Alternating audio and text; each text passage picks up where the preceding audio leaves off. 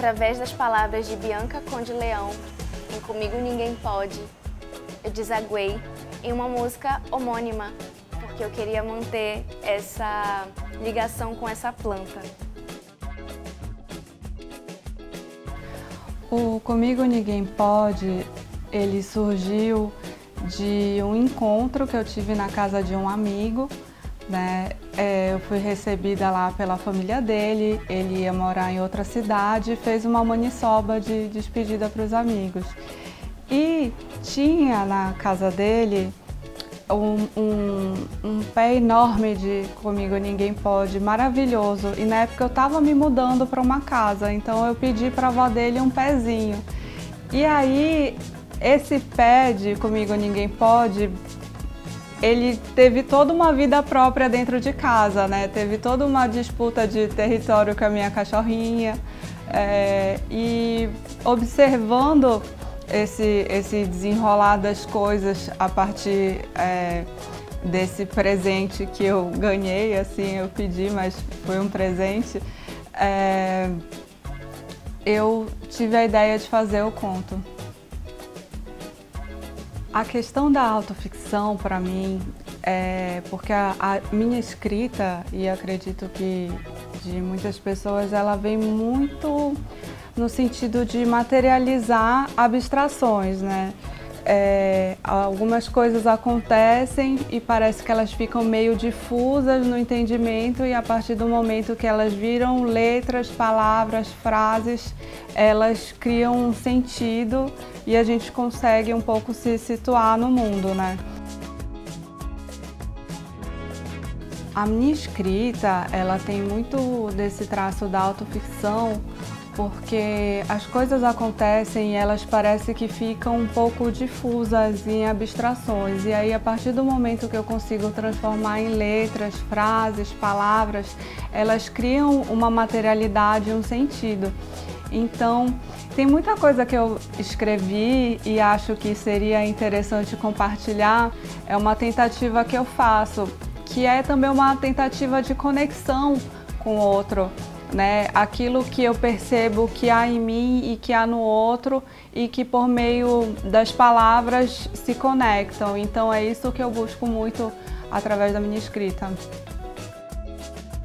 Eu acho muito interessante como que a Bianca traz essa planta enquanto um condutor da narrativa, né?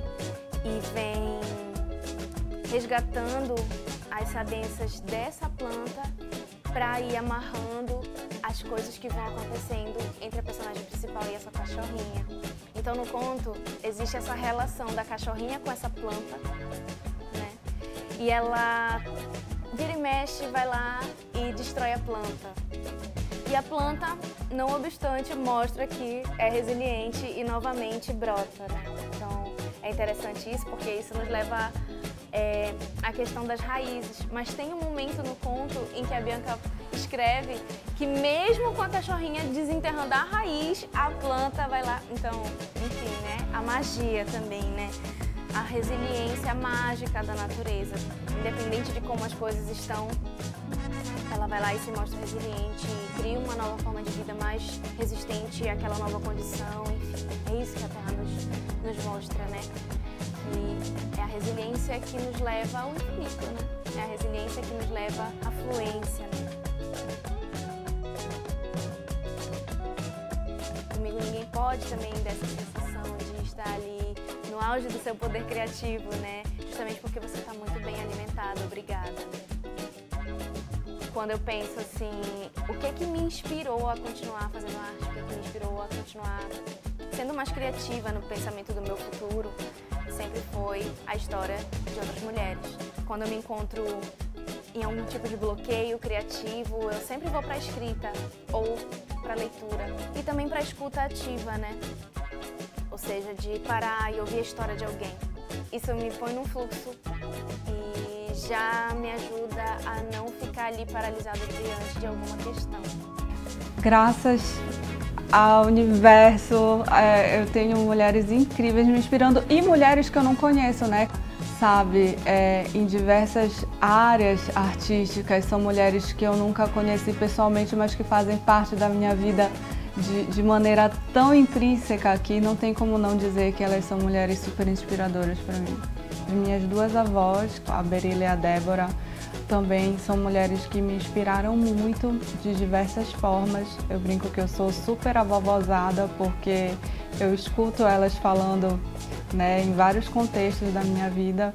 E eu tenho uma sorte absurda de ter mulheres incríveis na minha vida, tanto a minha mãe, as minhas amigas, colegas de trabalho, professoras, as meninas da biblioteca que eu mencionei, né, a Suzy e a Cíntia, médicas, e cada uma me inspira de uma forma diferente.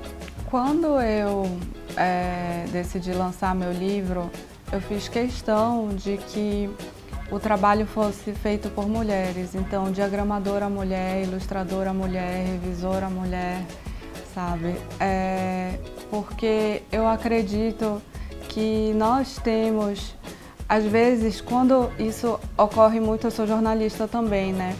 Ocorre muito com jornalista, quando pensa num especialista, é um especialista, mas existe também uma especialista que faz o trabalho também, às vezes até melhor, entendeu? Então, pensar em mulheres que exercem determinados trabalhos, conhecer o trabalho delas, engajar numa rede, eu acho isso fundamental, porque a gente vê de séculos que homens sempre pensam em homens para exercício de determinadas funções, né? Então, quando a gente opta por escolher mulheres para trabalhar junto, isso é um ato político também. Isso é uma forma da gente reduzir as desigualdades que ainda existem. Ah, mudou, mas ainda tem muito o que mudar. E eu acho que a sororidade, embora seja um conceito sempre um pouco tensionado assim, ela existe de maneira muito significativa politicamente. A gente se inspirar em mulheres, a gente ter afeto por mulheres e engajar mulheres, ir juntos, sabe? Construir uma força e caminhar juntas, eu acho isso extremamente importante. Havia pouco tempo que eu tinha me mudado para uma nova casa. Estava naquela fase de tentar deixá-la um pouco mais parecida comigo, porém sem muitos recursos para tal. Uma das minhas estratégias era pedir a amigos mudas de plantas que tinham em suas casas para que eu pudesse plantá-las na minha. Bem a propósito, um amigo estava de mudança para o Rio de Janeiro e convidou-me para uma maniçoba de despedida. Chegando em sua casa, vi que havia belíssimos comigo ninguém pode e achei muito cinicamente que não seria incômodo pedir à sua avó que me conseguisse um pé daquela planta tão linda. Ela apenas perguntou: "Tem certeza? Ela cresce e fica enorme." Não tive dúvidas que o queria. Ao final do encontro, saí com um toquinho envolto em um saco plástico de supermercado, felicíssima com aquele presente. Tudo bem, pouco espontâneo, mas que me veio por meio de mãos tão prestativas e carinhosas. Se soubesse o que me esperava, aí mesmo que não tinha hesitado em pedir. Contudo, naquele momento, o máximo que eu poderia ter era uma sutil intuição de que deveria fazê-lo. Pois bem, plantei aquela muda no canteiro do meu quintal, com muito zelo. No entanto, minha cachorrinha, Vicky, uma vira-lata caramelo já idosa, porém com um temperamento extremamente enérgico, cismou com ela. Constantemente eu encontrava o toco de Comigo Ninguém Pode desenterrado e jogado de qualquer jeito sobre a terra. É claro que a arteira levava uma bronca todas as vezes que era flagrada tentando arrancá-lo. Mas a pilantra fingia arrependimento na hora e depois voltava a cometer o mesmo delito sempre que eu virava as costas. Até que em uma manhã, ao olhar ao canteiro, não encontrei mais o pitoco. Na verdade, com a Vicky ninguém pode. Ô brabeza, pensei. Fiquei a tal ponto constrangida que, confesso, fui à feira da 25 comprar outra muda, para que caso um dia eu recebesse a visita do meu amigo, ele não achasse que fiz pouco caso do presente de sua avó. deixei-a no pátio da frente de casa, no mesmo vaso de uma espada de São Jorge. Haviam de fazer-me proteção. Qual não foi a minha surpresa quando semanas, talvez meses, depois do ocorrido, vi brotar no canteiro do quintal uma folha de Comigo Ninguém Pode.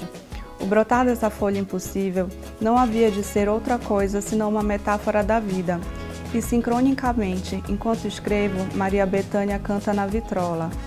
E assim, seja lá como for, vai ter fim a infinita aflição, e o mundo vai ver uma flor brotar do impossível chão. Como manter-me cética em relação ao que quer que fosse que falava comigo? Depois de nascida a segunda folha, ela sofreu um novo ataque de minha cachorrinha. Contudo, segue intrépida e continua a crescer, de modo que me sinto presa a essa metáfora da natureza. Bárbara, avó do meu amigo, ela mesma é uma metáfora sobre resistência. Já estive em sua casa quando lhe ocorreu o que de mais triste pode ocorrer uma mãe, o velório de um filho. Seus ombros carregavam o peso do mundo, seus olhos eram de uma melancolia sem fim, mas sua estrutura, essa esteve erguida, impassível e inabalável o tempo todo. Bárbara nasceu em 1936 e é a primogênita de uma família do interior da Ilha do Marajó. Se digo que nasceu no Marajó, tenham em mente que inevitavelmente tomou contato com imensidões, rios que de tão extensos não se vê o fim, árvores tantas que chegam a ser incontáveis, revoadas de pássaros que somem no horizonte, noites de estrelas infinitas. Exceto pela altura, Bárbara também é toda imensidão, tanto na alegria quanto na dor. Criou 9 filhos, dedicando-se à arte da costura. 3 deles teve a árdua missão de enterrar. Há tempos que não são fáceis para ninguém.